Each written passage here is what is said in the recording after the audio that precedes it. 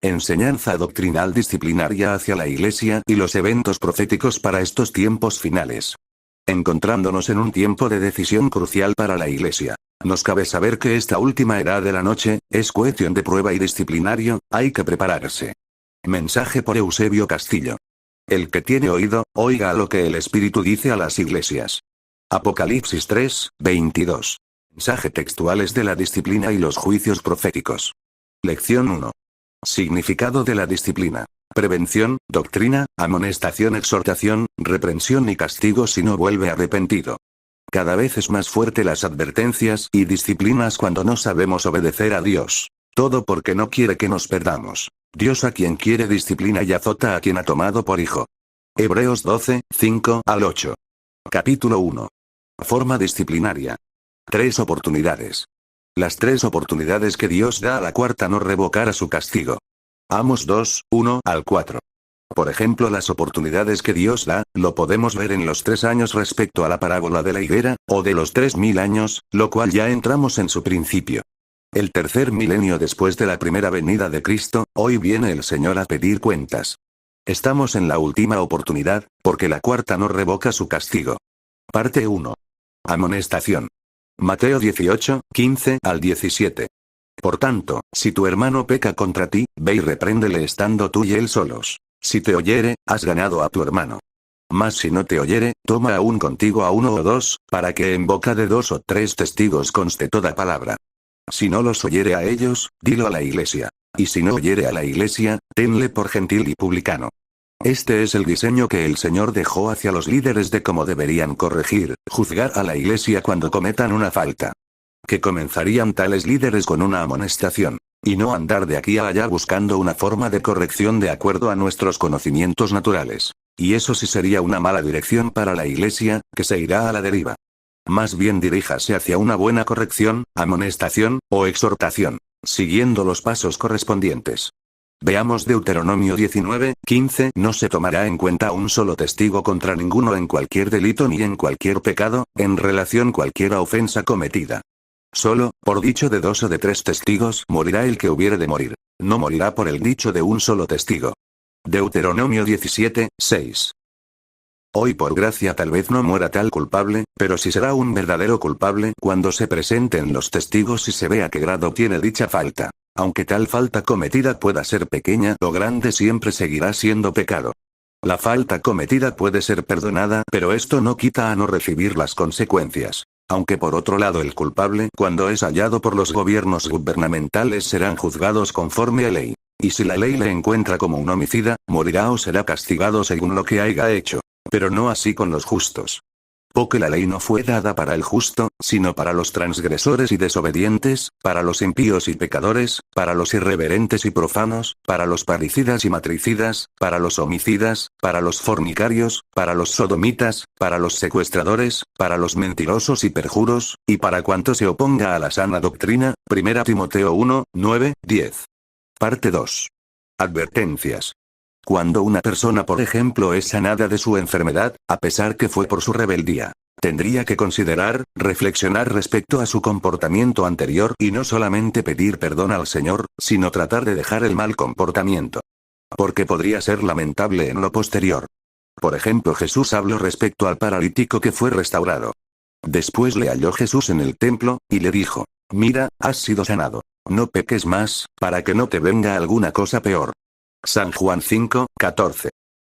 Esta ilustración verídica del paralítico no significa que todos los enfermos son por causa del pecado.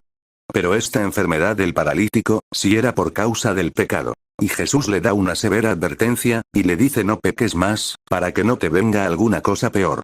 Esto se entiende que no provoquemos a una segunda disciplina, porque sería lamentable a nuestra tranquilidad por vuestra culpa, ya que Dios nos da otra oportunidad. Todo está diseñado a las reglas establecidas por Dios respecto a sus leyes, concerniente a las disciplinas, porque no podrá cambiar su palabra. Dios nos perdonará, nos limpiará nuestros pecados, pero no podrá cambiar lo que sembramos. De todas maneras se recibirá las consecuencias de nuestras faltas cometidas, por eso debemos mantenernos en consagración. Velad y orad, para que no entréis en tentación. El espíritu a la verdad está dispuesto, pero la carne es débil. Mateo 26, 41.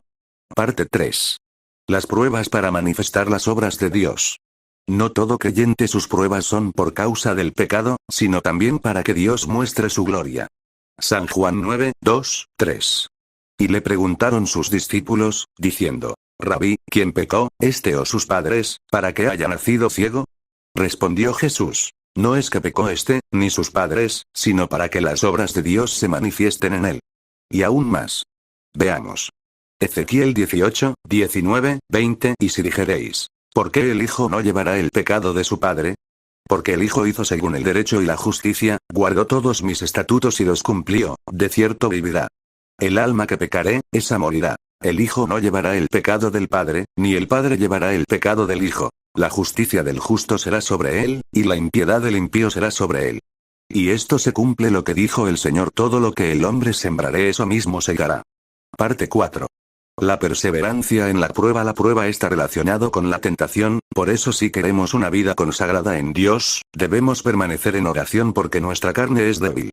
El apóstol Mateo dijo: Velad y orad, para que no entréis en tentación. El espíritu a la verdad está dispuesto, pero la carne es débil.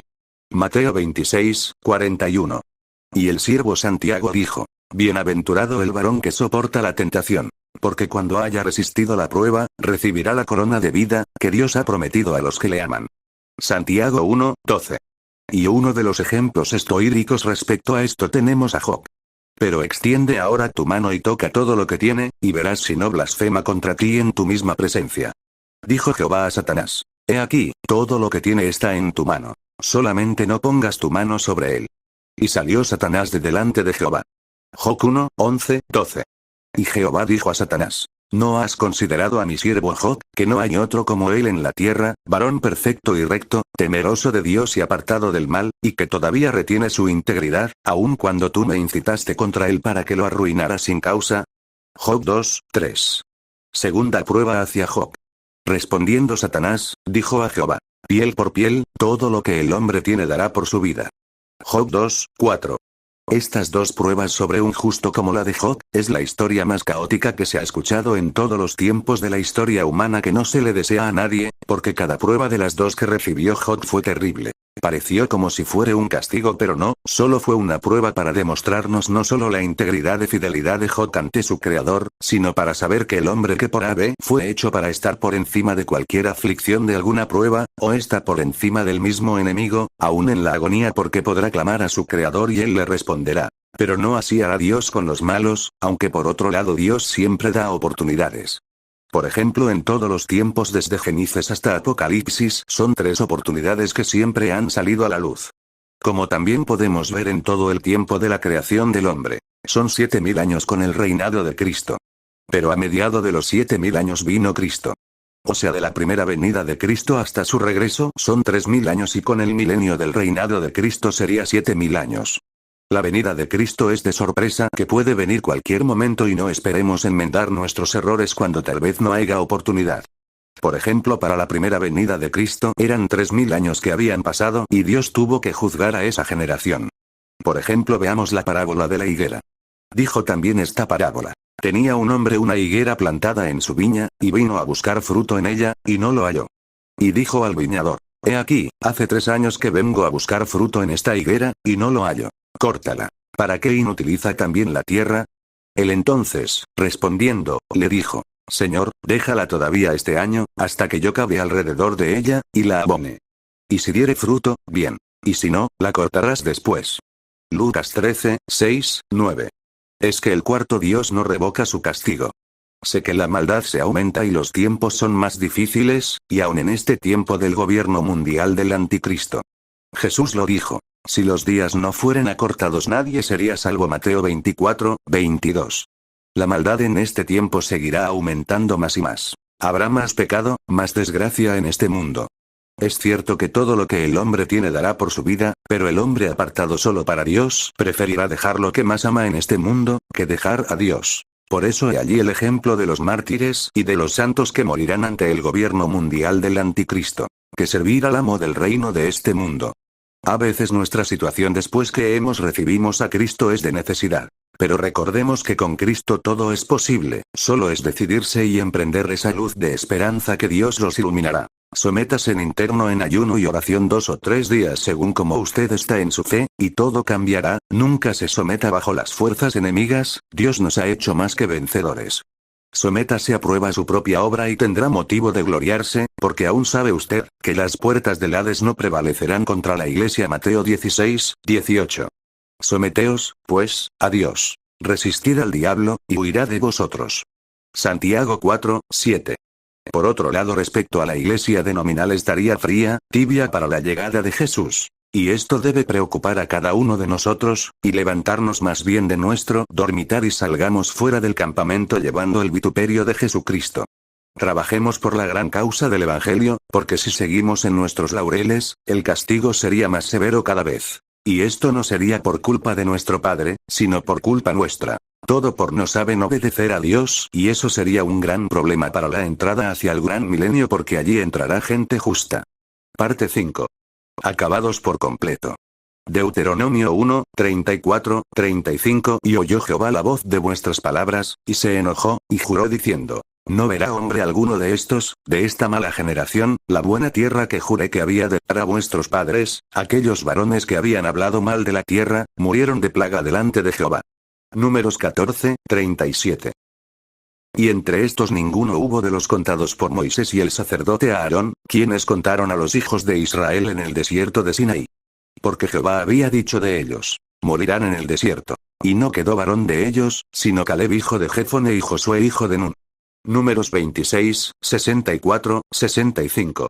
Y los días que anduvimos de Cades Barnea hasta cuando pasamos el arroyo de Ceret fueron 38 años, hasta que se acabó toda la generación de los hombres de guerra de en medio del campamento, como Jehová les había jurado. Y también la mano de Jehová vino sobre ellos para destruirlos de en medio del campamento, hasta acabarlos. Deuteronomio 2, 14, 15. Serás como el que yace en medio del mar, o como el que está en la punta de un mastelero. Y dirás: me hirieron, mas no me dolió. Me azotaron, mas no lo sentí. Cuando despertaré, aún lo volveré a buscar. Proverbios 23, 34, 35. Capítulo 2. La reprensión. Exhortaciones sabias. La predica a tiempo y fuera de tiempo. Que prediques la palabra. Que instes a tiempo y fuera de tiempo. Redarguye, reprende, exhorta con toda paciencia y doctrina. Segunda Timoteo 4, 2. Esto habla, y exhorta y reprende con toda autoridad. Nadie te menosprecie. Tito 2, 15.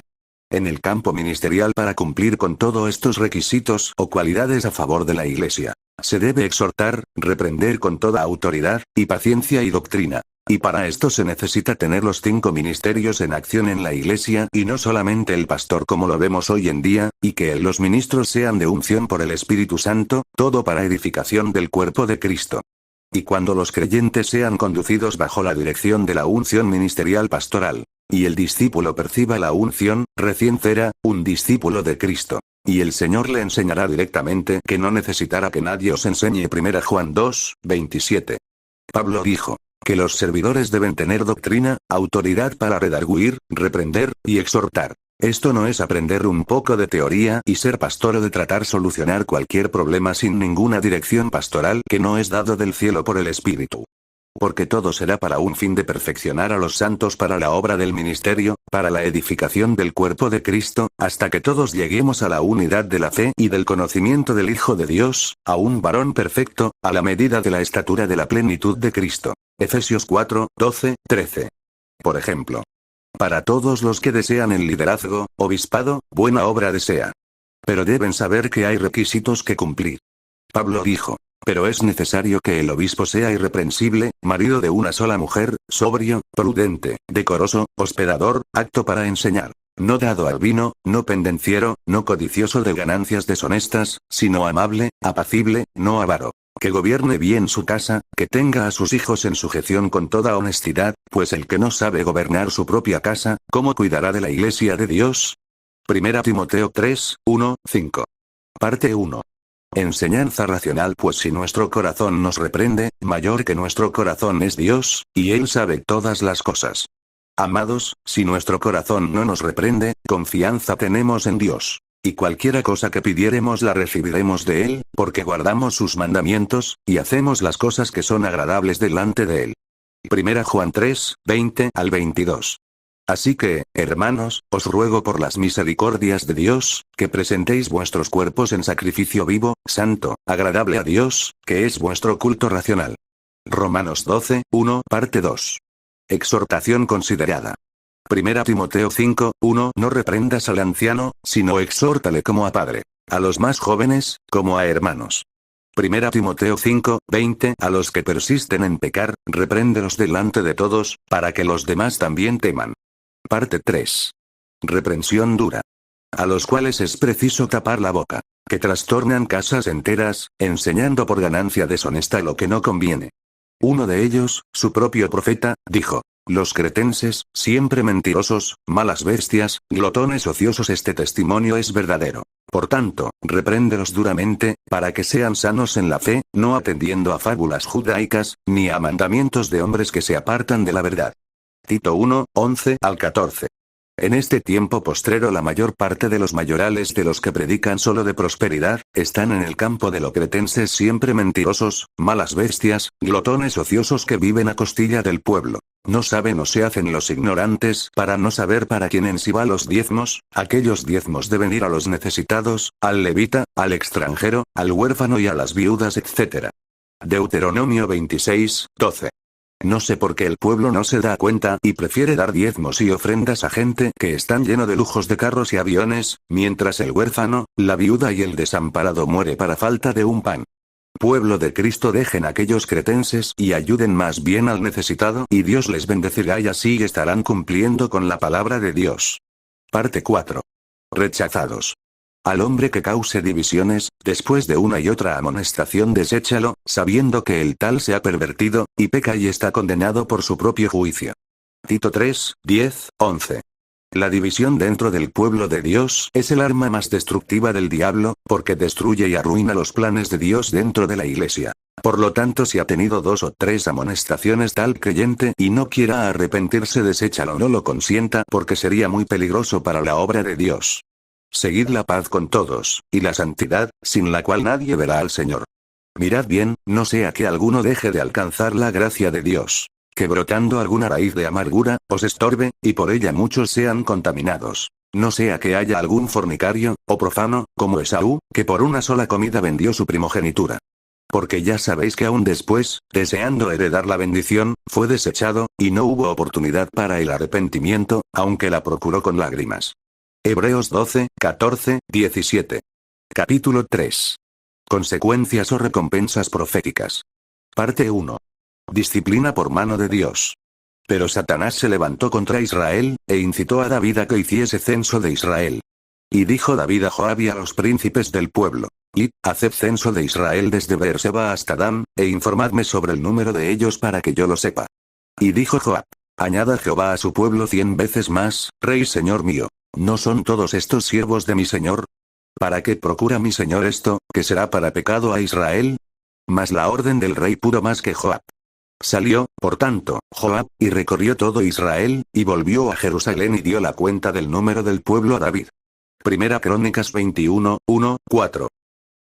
¿Para qué desearía David hacer un censo si todo estaba controlado por la mano de Dios? Dios lo había hecho al pueblo de Israel una nación poderosa que otras naciones no lo eran, pero David quería saber cuán gran nivel tenía.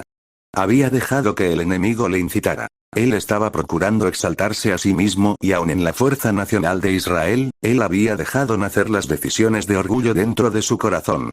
David debería más bien tener presente, que todas las victorias que tuvo eran hechas con la ayuda de Dios. Pero David se aferró a sus propias decisiones y eso le trajo castigo que el mismo profeta Gad lo profetiza sus consecuencias. Ve y habla a David, y dile: Así ha dicho Jehová. 3 cosas te propongo. Escoge de ellas una que yo haga contigo. Y viniendo Gad a David, le dijo: Así ha dicho Jehová. Escoge para ti, o 3 años de hambre, o por 3 meses ser derrotado delante de tus enemigos con la espada de tus adversarios, o por 3 días la espada de Jehová, esto es, la peste en la tierra, y que el ángel de Jehová haga destrucción en todos los términos de Israel. Mira, pues, ¿qué responderé al que me ha enviado? Entonces David dijo a Gad: Estoy en grande angustia. ruego que yo caiga en la mano de Jehová, porque sus misericordias son muchas en extremo. Pero que no caiga en manos de hombres. Primera Crónicas 21, 10 al 13. Así Jehová envió una peste en Israel, y murieron de Israel 70.000 hombres. Y envió Jehová el ángel a Jerusalén para destruirla. Pero cuando él estaba destruyendo, miró Jehová y se arrepintió de aquel mal, y dijo al ángel que destruía: Basta ya, detén tu mano. El ángel de Jehová estaba junto a la era de Ornán Jebuseo. Y alzando David sus ojos, vio al ángel de Jehová, que estaba entre el cielo y la tierra, con una espada desnuda en su mano, extendida contra Jerusalén. Entonces David y los ancianos se postraron sobre sus rostros, cubiertos de cilicio. Y dijo David a Dios: ¿No soy yo el que hizo contar el pueblo? Yo mismo soy el que pequé, y ciertamente he hecho mal. Pero estas ovejas, ¿qué han hecho? Jehová Dios mío, sea ahora tu mano contra mí, y contra la casa de mi padre, y no venga la peste sobre tu pueblo. Y el ángel de Jehová ordenó a Gad que dijese a David que subiese y construyese un altar a Jehová en la era de Ornán Jebuseo. Primera Crónicas 21, 14, 18.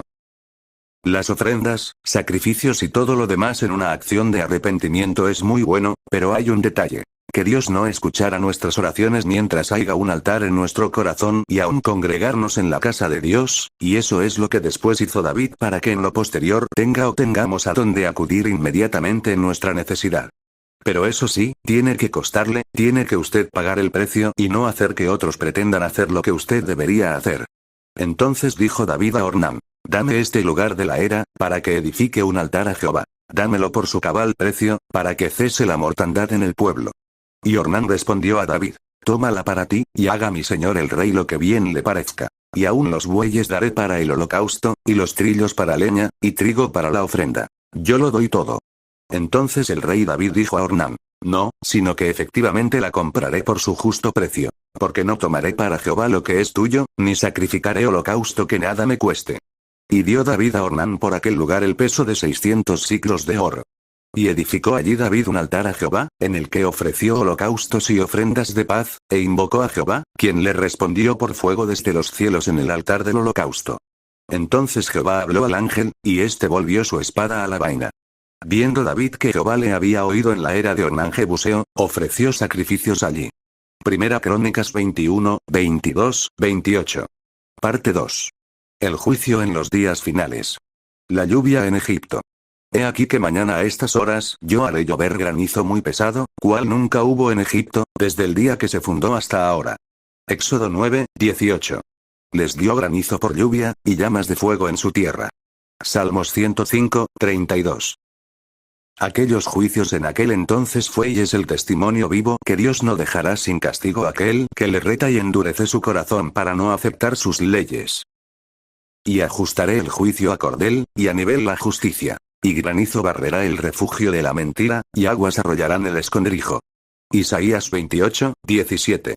El primer ángel tocó la trompeta, y hubo granizo y fuego mezclados con sangre, que fueron lanzados sobre la tierra. Y la tercera parte de los árboles se quemó, y se quemó toda la hierba verde.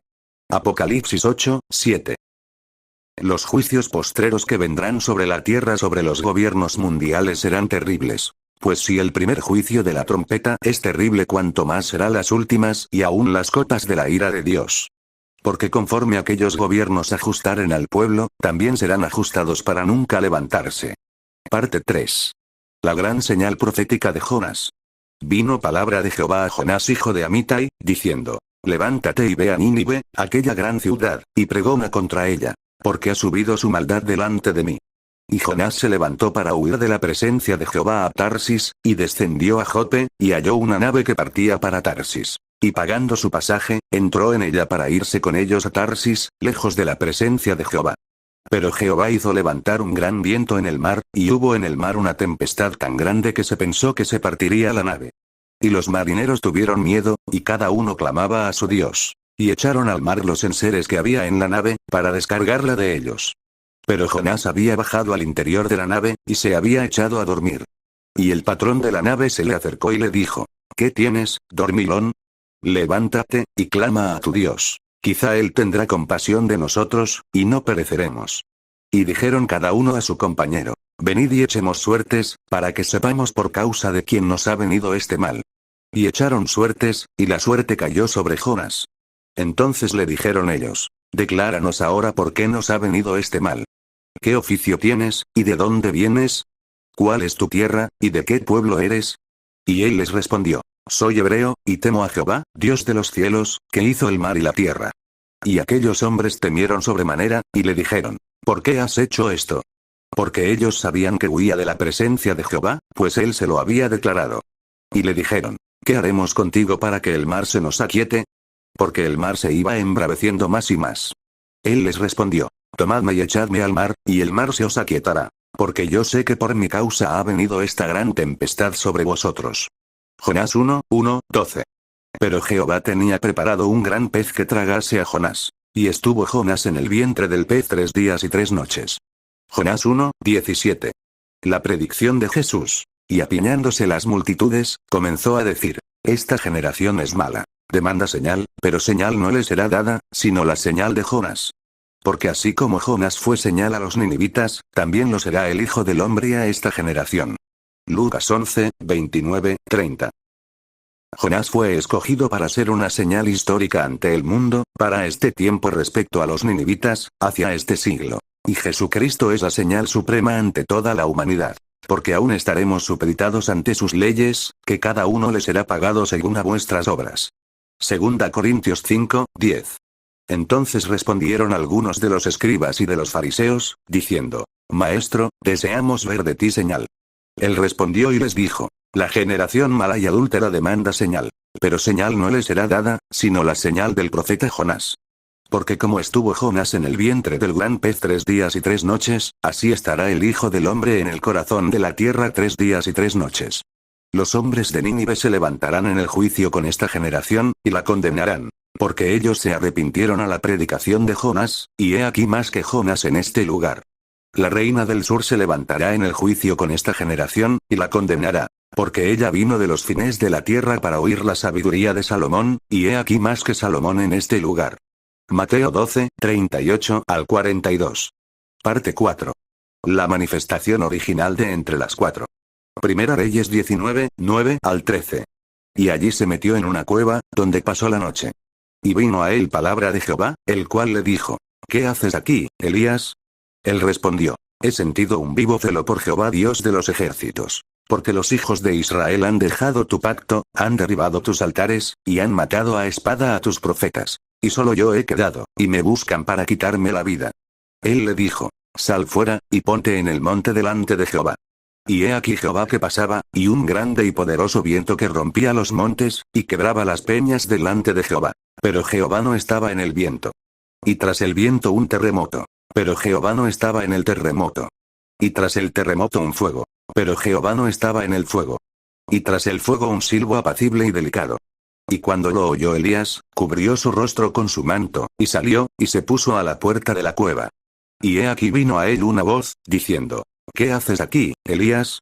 Mientras estemos en esta tierra y haya pruebas en algunas oportunidades, siempre nos encontrará Dios, no en el lugar correcto. Y nos dirá: ¿qué haces aquí? Lo maravilloso es que a pesar de tener ciertas circunstancias algún creyente, Dios siempre tiene una comisión para ti. Así estés metido en una cueva, Él te encontrará. Pero hay un detalle: antes de comisionarte el Señor, primero tienes que salir de la cueva y afuera el Señor te probará. Por ejemplo, Elías, para recibir el mensaje y ser comisionado, primero tuvo que salir fuera de la cueva. Elías pudo ser testigo afuera de la cueva con 4 manifestaciones, él tuvo que aprender a distinguir por guianza de Dios cuál sería la verdadera manifestación. Porque las consecuencias desastrosas que puedan venir y uno perciba, sería por causa de negligencia, de no distinguir la verdadera manifestación. Por ejemplo, un sueño que alguien tenga. Uno tiene que saber si es de Dios o no. Por ejemplo, las 4 manifestaciones ante Elías fuera de la cueva. El fuerte viento que trasuntaba, el fuego que consumía, y el terremoto tan fuerte que destruía, eso no eran buenas manifestaciones. Pero en cambio el viento apacible y delicado que pasaba fuera de la cueva, era y es una verdadera y correcta manifestación, y eso hoy nos ilumina que la Iglesia debe percibir aquella verdadera manifestación, y no percibir las diferentes obras garrafales que hoy se ven. Porque en sí las manifestaciones del Espíritu Santo que hoy se da en mayor parte en las iglesias, no es correcta, son falsas manifestaciones que aparentar ser real a lo original. Por ejemplo, su originalidad del Espíritu Santo está en su mismo fruto. Efesios 5, 9, 10. Porque el fruto del Espíritu es en toda bondad, justicia y verdad, comprobando lo que es agradable al Señor. Pablo dijo: mas el fruto del Espíritu es amor, gozo, paz, paciencia, benignidad, bondad, fe, mansedumbre, templanza. Contra tales cosas no hay ley. Pero los que son de Cristo han crucificado la carne con sus pasiones y deseos. Gálatas 5, 22, 24. Por ejemplo, hoy en día cuando un creyente recibe el Espíritu, son saturados y hablan en lenguas y todo lo demás. Pero su vida respecto a los frutos no concuerda con la palabra de Dios, son frutos contrarios a lo que Pablo dijo a los Gálatas, que a la final a la larga les traerá muchos males como consecuencias. Por ejemplo, hoy en día aquellas manifestaciones de lo que pasó fuera de la cueva ante Elías, eso lo vemos hoy en día en los grandes eventos que realizan las denominaciones. Allí hemos visto eventos de fuego, pero que no es la verdadera manifestación del silbo apacible. Por otro lado, hemos visto también eventos que parece que se mueve la tierra por la gran unción que hay, pero no es la verdadera manifestación. Por otro lado, se ha visto eventos con fuertes vientos, que los líderes soplan a los enfermos y a todo lo demás para que caigan al piso. Pero no es una verdadera manifestación de vida espiritual. Aquellos milagros que se hacen no les garantiza su salvación, porque muchos de aquellos líderes en aquel día final serán desechados, les dirá el Señor: apartados de mí, hacedores de maldad. Un creyente lleno de maldad es obvio hoy, se conocerán por sus frutos. Veamos más bien la verdadera manifestación del silbo apacible hacia nuestras vidas, o del Espíritu Santo que recibió el Señor Jesús en el río Jordán. Eso sí fue, una verdadera manifestación de un espíritu apacible, benigno, delicado. Y era de un espíritu manso como de paloma. Por ejemplo, la manifestación de las características de la paloma, es como contristada, mansa, como asustada, y delicada y todo lo demás. Hoy debemos rechazar toda manifestación que no concuerde con la palabra de Dios. El apóstol Juan dijo que debamos discernir todo espíritu. Amados, no creáis a todo espíritu, sino probad los espíritus si son de Dios. Porque muchos falsos profetas han salido por el mundo. En esto conoced el Espíritu de Dios. Todo espíritu que confiesa que Jesucristo ha venido en carne, es de Dios. Y todo espíritu que no confiesa que Jesucristo ha venido en carne, no es de Dios. Y este es el espíritu del anticristo, el cual vosotros habéis oído que viene, y que ahora ya está en el mundo. Hijitos, vosotros sois de Dios, y los habéis vencido. Porque mayor es el que está en vosotros, que el que está en el mundo. Primera Juan 4, 1, 4. Todo espíritu que habla lo contrario de la palabra de Dios es anticristo, porque es antipalabra. Parte 5. El arca del pacto y el grito sin gloria. Cuando volvió el pueblo al campamento, los ancianos de Israel dijeron: ¿por qué nos ha herido hoy Jehová delante de los filisteos? Traigamos a nosotros de Silo el arca del pacto de Jehová, para que viniendo entre nosotros nos salve de la mano de nuestros enemigos. Y envió el pueblo a Silo, y trajeron de allá el arca del pacto de Jehová de los ejércitos, que moraba entre los querubines. Y los dos hijos de Elí, Ofni y Finés, estaban allí con el arca del pacto de Dios. Aconteció que cuando el arca del pacto de Jehová llegó al campamento, todo Israel gritó con tan gran júbilo que la tierra tembló. Cuando los filisteos oyeron la voz de júbilo, dijeron: ¿qué voz de gran júbilo es esta en el campamento de los hebreos? Y supieron que el arca de Jehová había sido traída al campamento. Y los filisteos tuvieron miedo, porque decían: ha venido Dios al campamento. Y dijeron: ¡ay de nosotros! Pues antes de ahora no fue así. ¡Ay de nosotros! ¿Quién nos librará de la mano de estos dioses poderosos? Estos son los dioses que hirieron a Egipto con toda plaga en el desierto. Esforzaos, oh filisteos, y sed hombres, para que no sirváis a los hebreos, como ellos os han servido a vosotros. Sed hombres, y pelead. Pelearon, pues, los filisteos, e Israel fue vencido, y huyeron cada cual a sus tiendas. Y fue hecha muy grande mortandad, pues cayeron de Israel 30.000 hombres de a pie. Primera Samuel 4, 3, 10. El arca del pacto era y es para hacer las guerras. El pueblo de Israel tiene esa gran bendición que las demás naciones no las tiene, todo porque es el pueblo escogido de Dios. Para las conquistas del pueblo Israel, para tomar las tierras como promesas, el arca del pacto tenía que estar allí. Y las naciones eran vencidas. Del mismo modo para este tiempo postrero en la séptima trompeta de juicio, el arca del pacto se verá en el cielo, todo para la toma de las naciones. El séptimo ángel tocó la trompeta, y hubo grandes voces en el cielo, que decían: los reinos del mundo han venido a ser de nuestro Señor y de su Cristo. Y Él reinará por los siglos de los siglos. y los 24 ancianos que estaban sentados delante de Dios en sus tronos, se postraron sobre sus rostros, y adoraron a Dios, diciendo: Te damos gracias, Señor Dios Todopoderoso, el que eres y que eras y que has de venir, porque has tomado tu gran poder, y has reinado. Y se airaron las naciones, y tu ira ha venido, y el tiempo de juzgar a los muertos, y de dar el galardón a tus siervos los profetas, a los santos, y a los que temen tu nombre, a los pequeños y a los grandes, y de destruir a los que destruyen la tierra. Y el templo de Dios fue abierto en el cielo, y el arca de su pacto se veía en el templo. Y hubo relámpagos, voces, truenos, un terremoto y grande granizo. Apocalipsis 11, 15, 19. Pero lo terrible es cuando el pueblo de Israel no estaba a cuentas con Dios, eran vencidos aún teniendo el arca del pacto dentro del pueblo y aun cuando lo tenían en plena batalla. Hoy por ejemplo aquel grito de júbilo sin gloria en pueblo de Israel de aquel tiempo en pleno campamento de guerra, se repite hoy en día en las fiestas espirituales que solo son pura bulla de emociones. Es una manifestación sin gloria, es como un metal que rechina. Son servicios mecánicamente de grandes eventos modernos. Y si Dios viniere en este momento, la mayor parte de creyentes que estarán bien confiados que serán salvos, se quedarán. Dios a muchos les dirá: a vosotros no os conozco. Será lamentable en aquel día cuando Dios les pida cuentas. El pueblo de Israel, en especial sus líderes. ¿Cómo es posible que estuvieron tan confiado en una guerra, que el pueblo no estaban a cuentas con Dios? Eso era mandarles aquel ejército a la matanza. Por ejemplo, ¿cómo es posible que a los hijos del sacerdote Eli, que eran hombres impíos, se les ponga como encargados para llevar el arca del pacto? Eso nunca se debía hacer. Por eso que Israel fue vencido, habiendo una gran destrucción, y entre los muertos estaban los dos hijos de Eli, y el arca del pacto fue capturada por los filisteos. Y el arca de Dios fue tomada, y muertos los dos hijos de Eli, Ofni y Finees. Y corriendo de la batalla un hombre de Benjamín, llegó el mismo día a Silo, rotos sus vestidos y tierra sobre su cabeza. Y cuando llegó, he aquí que Eli estaba sentado en una silla vigilando junto al camino, porque su corazón estaba temblando por causa del arca de Dios. Llegado, pues, aquel hombre a la ciudad, y dadas las nuevas, toda la ciudad gritó.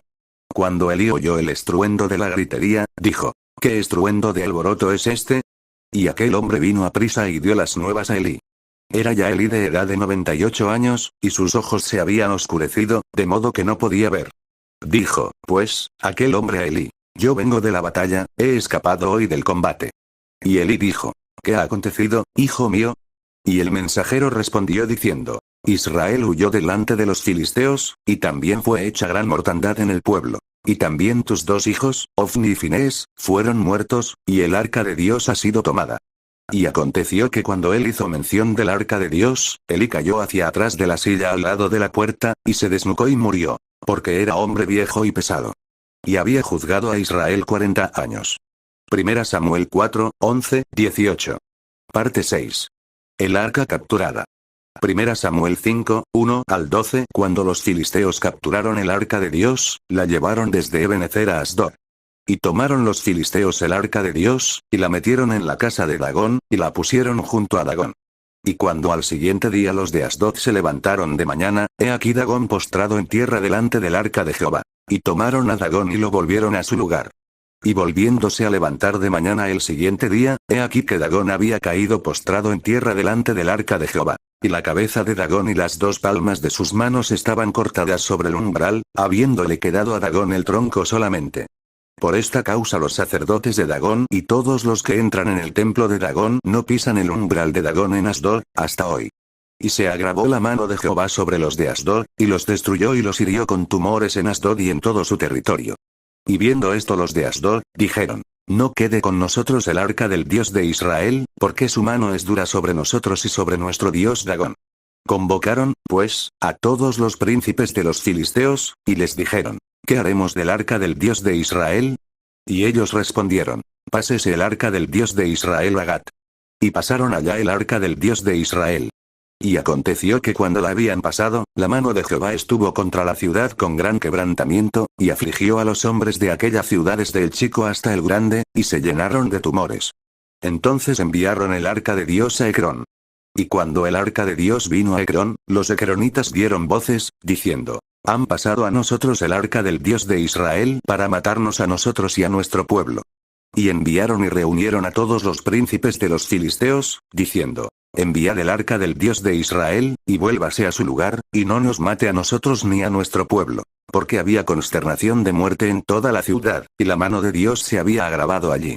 Y los que no morían, eran heridos de tumores. Y el clamor de la ciudad subía al cielo. Mientras el arca del pacto o la gloria de Dios esté capturada por medio de gente extraña, seguirán muriendo mucha gente y estarán siempre en desgracia. Esto no parará mientras devuelvan todo lo que pertenezca a Dios. El arca del pacto en el sentido espiritual, ha sido capturada hace mucho tiempo desde cuando se denominó la Iglesia. El problema es que el Espíritu Santo ya no dirige, ya no comisiona a los enviados, como cuando ministraban al Señor, en ayuno y oración, y el Espíritu Santo decía apartarme a Bernabé y a Saulo para la obra misionera. Hechos 13, 2. Sino que el plan de liderazgo de los directivos de las instituciones son los que las dirigen, todo porque la Iglesia se denominó para comisionar a cualquier que se le eligiera. Parte 7. El arca llevada en carro nuevo. Uza quebrantado por mirar el arca. Primera Crónicas 13, 7 al 11. Y llevaron el arca de Dios de la casa de Abinadab en un carro nuevo. Y Uza y Ahío guiaban el carro. Y David y todo Israel se regocijaban delante de Dios con todas sus fuerzas, con cánticos, arpas, salterios, tamboriles, címbalos y trompetas. Pero cuando llegaron a la era de Quirón, Uza extendió su mano al arca para sostenerla, porque los bueyes tropezaban. Y el furor de Jehová se encendió contra Uza, y lo hirió, porque había extendido su mano al arca. Y murió allí delante de Dios. Y David tuvo pesar, porque Jehová había quebrantado a Uza. Por lo que llamó aquel lugar Pérez Uza, hasta hoy. A David se le había antojado llevar el arca sobre un carro nuevo, nunca se había hecho de esa manera dentro pueblo de Israel, porque había una ley establecida de cómo transportar el arca del pacto de un lugar a otro. Pero a David se le había antojado llevar en carro nuevo el arca, todo por miedo a los filisteos, que habían hecho regresar el arca en un carro nuevo jalado por vacas sin ayuntar. Y David utilizó de la misma manera llevar el arca no por vacas, pero sí por medio de bueyes en un carro nuevo. El arca solo era llevado por medio de sacerdotes consagrados escogidos por Dios, esa era la ley. Y David trajo tragedia por cambiar esa ley. Ahora, ¿a qué se refiere esto comparando la gloria de Dios para este tiempo, y que esté fuera de la ley? Nada menos se refiere a la iglesia de hoy, que están llevando el arca de Dios a través de organizaciones, denominaciones como un carro nuevo. Aquellas instituciones religiosas están llevando la gloria de Dios, que no hay ningún fruto para salvación. Y es un problema porque el arca, la gloria de Dios, no está siendo llevada conforme a la ley establecida por los sacerdotes consagrados, que son destinados para tal función. Sino que le están transportando el arca, la gloria de Dios, las denominaciones por medio de dogmas, conjeturas y todo lo demás que la usan los del mundo. A los pastores de este tiempo se les ha antojado llevar el arca por medio de las denominaciones, todo por mirar al catolicismo. A un grupo de creyentes como católicos en el tiempo del emperador Constantino se le antojó organizarse después de 200 años de la muerte del último apóstol Juan. Allí se celebró el concilio de Nicea por medio del emperador Constantino. Aquel hombre Constantino organizó aquel concilio de Nicea con fiesta pagana para ganar el voto popular del cristianismo con diversión. Aquel emperador Constantino utilizó la misma estrategia de Acaz, e hizo una elección de convocatoria para que conste en registro por el Estado para ser la Iglesia Católica la única universal. Y en aquella elección estaba para ganar la Iglesia verdadera porque eran muchos los creyentes. Pero el problema era que la Iglesia se había dividido en dos grupos, los fríos como paganos apoyaron a Constantino y los cristianos verdaderos solo esperaron el resultado. Los verdaderos cristianos estaban para ganar en votos, pero por la astucia del emperador Constantino usó el ejército del Estado para ganar en votos, y así llegó a hacer el catolicismo como la Iglesia universal hasta el día de hoy. Hoy no solo se ha denominado en perfección la católica, sino que también se ha denominado el cristianismo imitando aquel catolicismo, y aún se hizo una organización mundial, el Concilio Mundial o Confederación Mundial de la Iglesia, donde allí nacerá la imagen edificada a la bestia según Apocalipsis 13, 11. Esta unión es el paso para el asentamiento del anticristo, porque ella dará su voto al orden mundial y así será coronado el anticristo. La imagen a la bestia en aquel tiempo no será una estatua como hoy lo piensan muchos, sino será la gran institución mundial de iglesias como el ecumenismo unidas a ella para adoración a la bestia. Será lamentable lo que se hará en aquel tiempo por los gobiernos mundiales, que traerá tragedia porque Dios dijo: no tendrás dioses ajenos delante de mí. No harás para ti escultura, ni imagen alguna de cosa que está arriba en los cielos, ni abajo en la tierra, ni en las aguas debajo de la tierra. No te inclinarás a ellas ni las servirás. Porque yo soy Jehová tu Dios, fuerte, celoso, que visito la maldad de los padres sobre los hijos hasta la tercera y cuarta generación de los que me aborrecen. Deuteronomio 5, 7, 9. Este organismo mundial de adoración empezará del séptimo gobierno mundial hacia el octavo gobierno de las dos bestias, todo con la autoridad del profeta falso por la orden que recibirá de la primera bestia. Apocalipsis 13. Y hoy en este tiempo ya se está cumpliendo en parte. Por ejemplo, hoy el Papa Francisco de Argentina ya empieza a conducirse hacia el plan del profeta falso como cabeza de los apóstatas. Está como cabeza de la bestia con dos cuernos según Apocalipsis 13, 11, que significa político y religioso y aún significa europeo y latino. Nunca en la historia papal ha habido un papa latino, todos eran europeos, pero con el papa argentino se cumple la profecía de la bestia con dos cuernos. De él se cumplirá para los dos gobiernos en uno, hacia el programa del anticristo. Aquel hombre hoy trata de llevar el arca del pacto a nivel mundial a través de la Organización Mundial del Ecumenismo, y la Iglesia lo apoyará y eso será lamentable después. El arca es la gloria de Dios, Dios morando a través de arca en el pueblo de Dios, manifestado en los pastores santos consagrados para Dios, para conducir al pueblo y hacer nuestras batallas. No puede ser llevado el arca, la gloria de Dios por otros medios. Las enfermedades desencadenadas y muertes dentro de la iglesia es la evidencia clara que la gloria de Dios fue y es llevada por carros nuevos, y hoy está desierta la iglesia. Muchos están cayendo muertos como Uza porque no están actuando de acuerdo a la palabra de Dios. Aparentemente se ve el avivamiento dentro de la iglesia, pero todo es errado. Por eso en este tiempo se está viendo muchas cosas de obras malignas dentro de iglesia, pues han surgiendo grupos, manifestaciones evangélicas que se aparece al mundo, y el mismo mundo se quedan atónitos de aquellas manifestaciones desastrosas de lo que se está viendo dentro del pueblo cristiano. Parte 8. La muerte grupal por mirar el arca. 1 Samuel 6, 19. Entonces Dios hizo morir a los hombres de Bet-Semes, porque habían mirado dentro del arca de Jehová. Hizo morir del pueblo a 50.070 hombres. Y lloró el pueblo, porque Jehová lo había herido con tan gran mortandad. La muerte de Uza fue lamentable y aún fue peor la muerte de los 50.070 hombres que murieron por mirar el arca. La palabra de Dios dice que nadie puede ver a Dios. Aunque la gloria de Dios sí lo vieron algunos siervos de Dios, es decir, cuando Dios se le permitió. Como por ejemplo Moisés, que se le permitió ver solo su gloria, su espalda, menos mirar su rostro para que no muera. La muerte de Uza es símbolo de millones de creyentes que mueren todo por extender su mano para sostener el arca, la gloria de Dios. La temeridad de los miles de creyentes y que han muerto en primer lugar espiritualmente, por pensar que a través de una organización, denominación se podría sostener la gloria de Dios. Pues no hay hombre alguno que pueda sostenerlo, o llevar aquella gloria inescrutable, infalible. Por eso para una misión, edificación de la iglesia, Dios dejó establecido por medio de su palabra, la forma correcta como se debería conducir al pueblo de Dios. Y él mismo constituyó a unos, apóstoles, a otros, profetas, a otros, evangelistas, a otros, pastores y maestros, a fin de perfeccionar a los santos para la obra del ministerio, para la edificación del cuerpo de Cristo, hasta que todos lleguemos a la unidad de la fe y del conocimiento del Hijo de Dios, a un varón perfecto, a la medida de la estatura de la plenitud de Cristo. Efesios 4, 11, 13. No encontramos en ningún lado de la Biblia que la verdadera iglesia primitiva se haya edificado por otros medios, solo fue por ministerios pastorales dado por Cristo, por la unción, no por preparación teológica por institutos.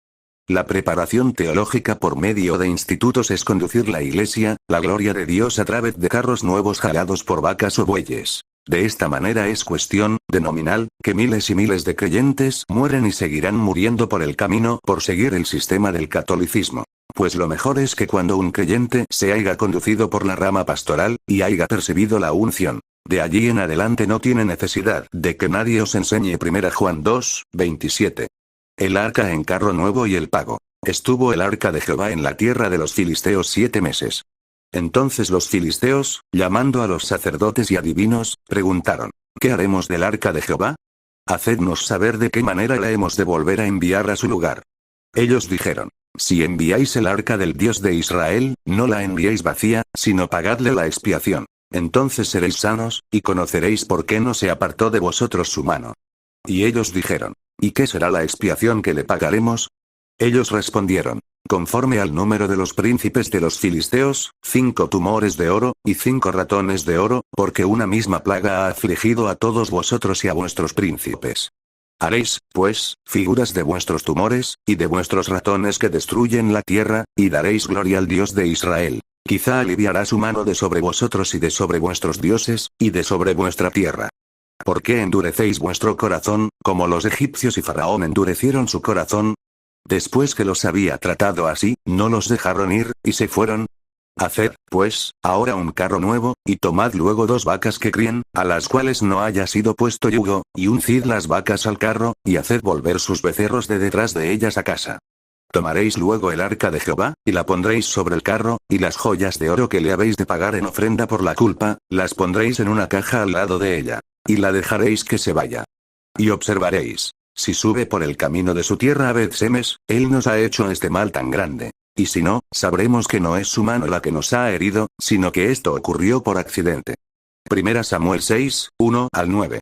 El arca, la gloria de Dios, su lugar no es en el mundo, no es en las instituciones políticas y liberalistas, modernistas paganas que están llenas de dogmas. Pues tienen que regresarle a su lugar el arca, y como pago tienen que arrepentirse de sus malas obras, porque si no siempre seguirá la destrucción en este mundo. Las naciones, las denominaciones estarán siempre siendo perjudicadas porque están usando el evangelio para beneficios propios.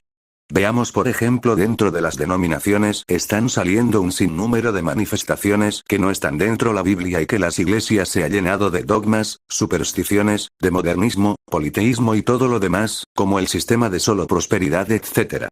Etcétera.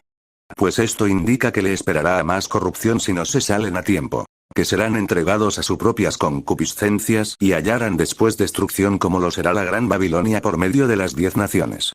Apocalipsis 17, 16, 17. Sigue la segunda parte.